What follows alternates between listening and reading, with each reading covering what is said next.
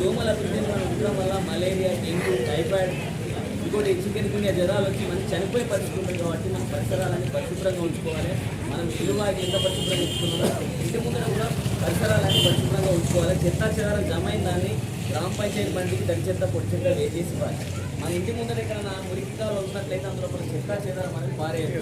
ఓకేనా?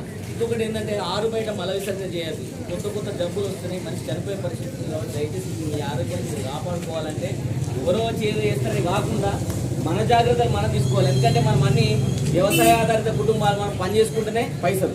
అవునా కదా? అందరూ పని చేసుకుంటే పైసలు. సంవత్సరం అంతా కష్టపడితే 1,00,000, 2,00,000 రూపాయలు వస్తాయి కావచ్చు అందరికీ. మనం ఈ 2 రోజులు 3 రోజులు అంటే ఈ నిర్లక్ష్యం చేస్తాం అనుకోండి, ఈ 2 రోజులు 3 రోజులలో హాస్పిటల్లో పెట్టాల్సిన పరిస్థితి వస్తుంది. కాబట్టి ఫస్ట్ మన ఆరోగ్యాన్ని మనం కాపాడుకోవాలంటే పరిసరాలని పరిశుభ్రంగా ఉంచుకోండి. ఆరు బయట మల విసర్జన చేయొద్దు. చెత్త చెదారం తయారైందని ఖచ్చితంగా గ్రామ పంచాయతీ బండికి ఇవ్వండి. ఓకేనా? ఇంకొకటి ఏంటంటే ప్రతి ఒక్కరు ఇప్పుడు సీజనల్ వ్యాధులు, దొంగలు జ్వరాలు వస్తాయి. మన వాళ్ళు ఏమనుకుంటారంటే 1 రోజు 2 రోజులు ఆగుతూ ఉంటారు. ఏమైతే తగ్గుతుంది అట్లా దయచేసి అక్కడ నిర్లక్ష్యం చేయాలి. కొంచెం జ్వరం రాగానే మనకు పల్లె దవాఖాన ఉండదు, పిలుచుకోండి. ఏది ఇంకా మనకు చేతలు కాదని పరిస్థితి ఉంది, ఎవరైనా పరిస్థితి ఉందంటే ఖచ్చితంగా మనం జగిత్యాల తీసుకోవాల్సిన పరిస్థితి మన మీద ఉంది. ఎందుకంటే మన ఆరోగ్యం మన చేతులు, మనం మంచి ఉంటేనే రేపు పొద్దున మన పిల్లలకు మంచి భవిష్యత్తు. కాబట్టి ఈ కార్యక్రమాన్ని ఇక్కడ నిర్వహించడానికి కావడం జరిగింది. ఇంకోటి ఏంటంటే మొక్కలు నాటాలి, అది సంరక్షించాలి. ఆ బాధ్యత మనదే.